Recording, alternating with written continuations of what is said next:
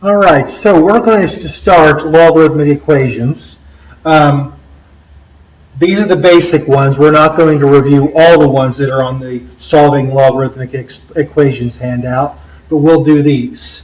First of all, what makes this so ugly is the logarithm thing.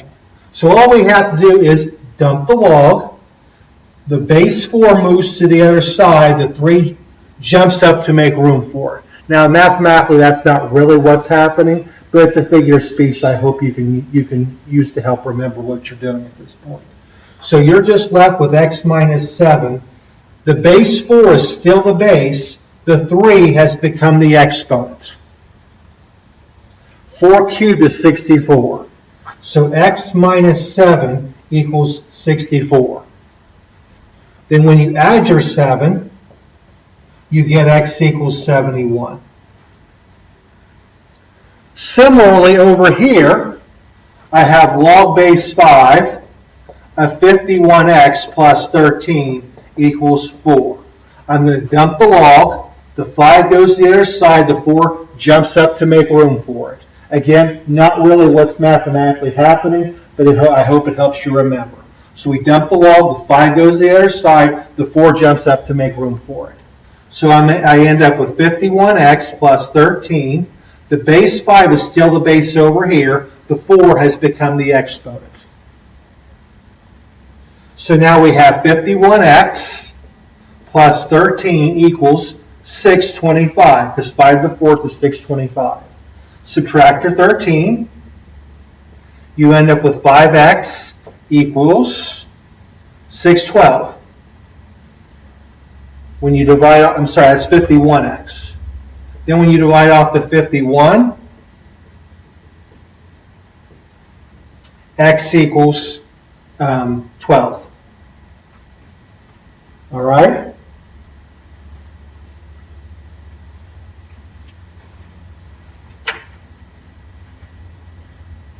You guys can read example 3 and 4.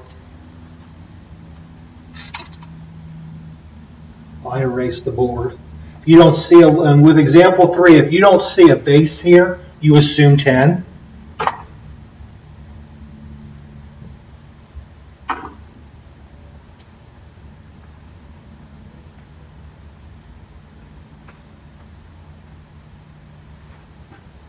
Because what I'm mostly interested in is the more advanced ones, where we may have 2 logarithmic equations going on here. So for instance, example 1, I have log base 6 of x plus log base 6 of x minus 9 equals 2. First of all, you want to have if you got multiple logarithms, you want to make sure they're on both sides. Okay? That way you can combine them using usually these 2 rules. So why don't I get rid of this one, because it doesn't really add anything to this part of the lesson. So using the sum product rule, I can combine this into log base 6 of x times x minus 9. And 2 will be unaffected over here. Now, this is x squared. This will be log base 6 of x squared minus 9x equals 2. And same as what we did with the basic ones. We're going to dump the log. The 6 will go to the other side. The 2 will jump up to make room for it. So you will have x squared minus 9x equals 6 squared.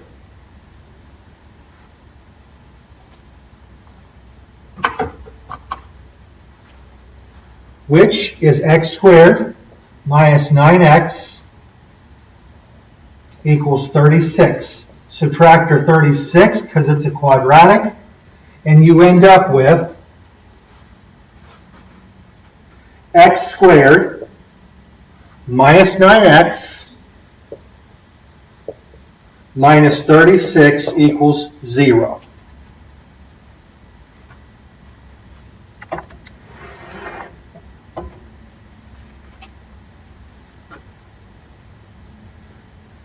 Now, ideally, we want to solve this by factoring. We look for two factors of negative 36 to add to negative 9. Those factors are x plus 3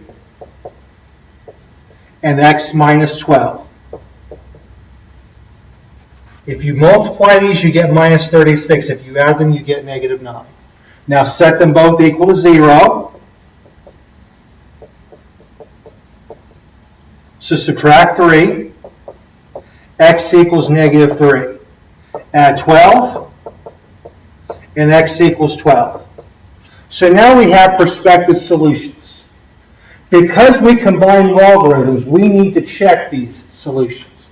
We don't have to check them for equality, but we do need to check them for, we have to avoid logarithms of negative numbers is the long and short of it. So let's say I start with x equals 12. Okay, so I plug it into the equation, check, x equals 12. So the equation is log base 6, I replace x with 12, plus log base 6, x minus 9, I replace x with 12. I want to know if it equals 2. Okay? Well, this is the logarithm of a positive number, so that's valid. And this is log base 6 of 3, so that also is valid. Okay? Logarithm of a positive number, we're good. X equals 12 is confirmed. Okay? In contrast, I'm going to compare that with x equals, with checking x equals negative 3. I'm going to plug it in the original equation. I want to know if log base 6 of negative 3 plus log base 6 of negative 3 minus 9, it needs to equal 2. Well, I didn't even actually have to go any further, because once I got this, the logarithm of a negative number, that is invalid. Okay? I can't do the logarithm of a negative number in these equations. So x does not equal negative 3. Okay? So only x equals 12 is the solution. Only x equals 12.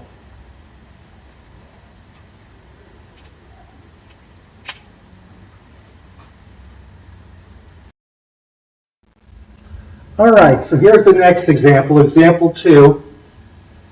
I got log base 6 of x plus 4 equals 2 minus log base 6 of x minus 5.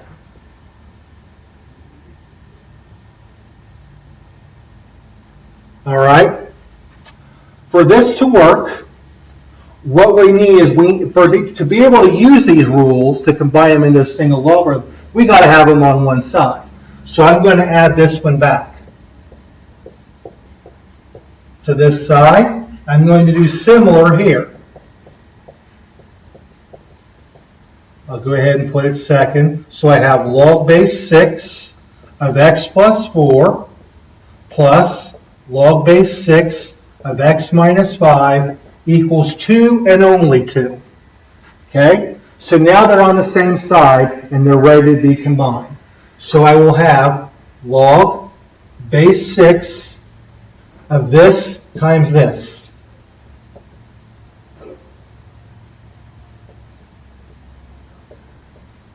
Okay? Log base 6 of x plus 4 times x minus 5. At this level, this shouldn't be too much of a problem. So x squared minus 5x plus 4x will be minus x, and then minus 20 equals 2. Now we're going to dump the log. The 6 will go to the other side. The 2 will jump up to make room for it. And we will have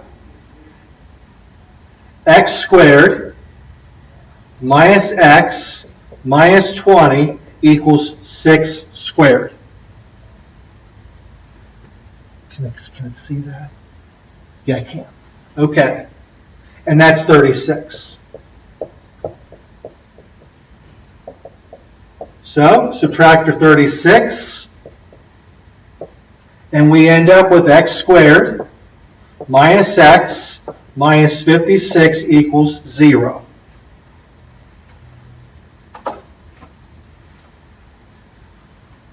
It's solvable by factoring. 2 factors of negative 56 to add to negative 1 are negative 8 and positive 7. So I got x minus 8 equals 0. X plus 7 equals 0. Add your 8. X equals 8. Subtract your 7. Subtract your 7. X equals negative 7. Because we combine logarithms, though, we have to check both prospective solutions in the original equation. So, check. X equals 8.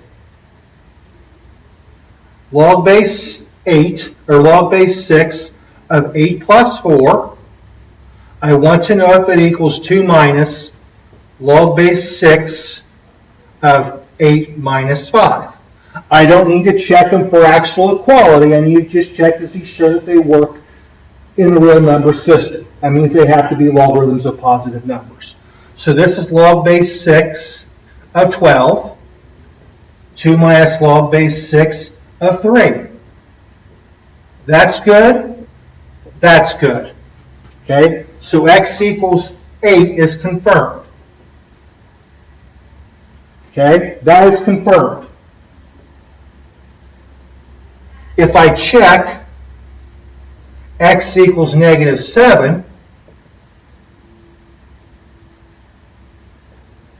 it's a different story. Because I get log base 6 of negative 7 plus 4 equals 2 minus log base 6 of negative 7 minus 5. So this would be log base 6 of negative 3, and that won't work. Nope, that won't work. Logarithms of negative numbers won't work. So x does not equal negative 7, because this is invalid in the real number system.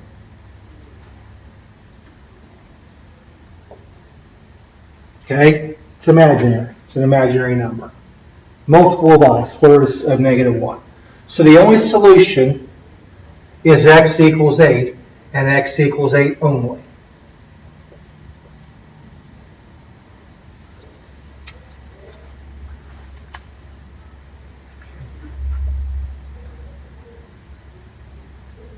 Looks like there's something over here that shouldn't be.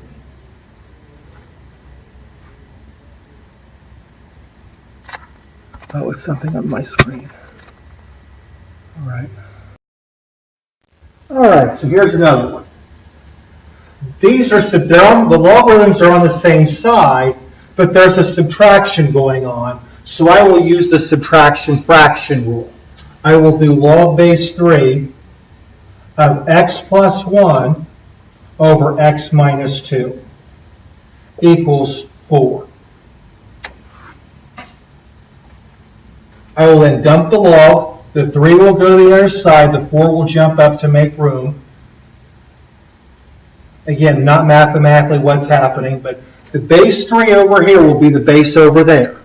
So I'll have x plus 1 over x minus 2 equals, this base will be the base over here. The 4 will be up in the exponent's position. 3 to the 4th is 81, so I have x plus 1 over x minus 2 equals 81.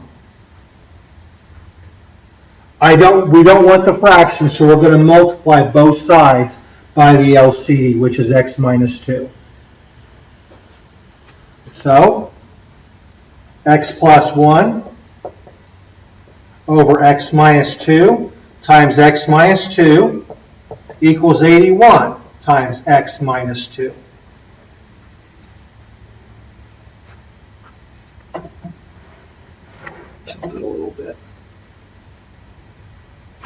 So these x minus 2's will cancel, and x plus 1 will equal 81x minus 162.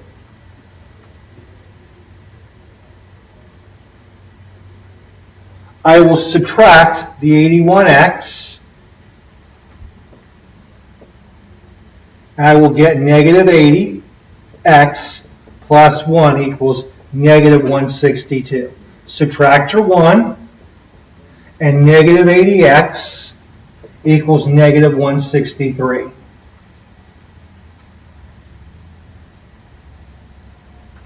Divide it off.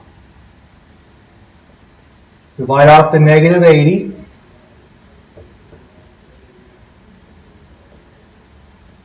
And you end up with x equals, it's a terminating decimal. It is. So I take 163, divide it by 80, the negatives cancel. So 2.0375. But you need to check it. Anytime you combine logarithms, you need to check it. So we're going to check.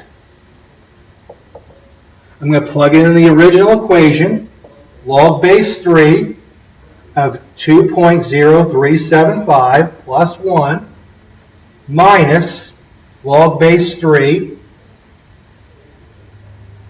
of 2.0375 minus 2. Does it equal 4? So when this simplifies, it's log base 3 of 3.0375 minus log base 3 of 0.0375.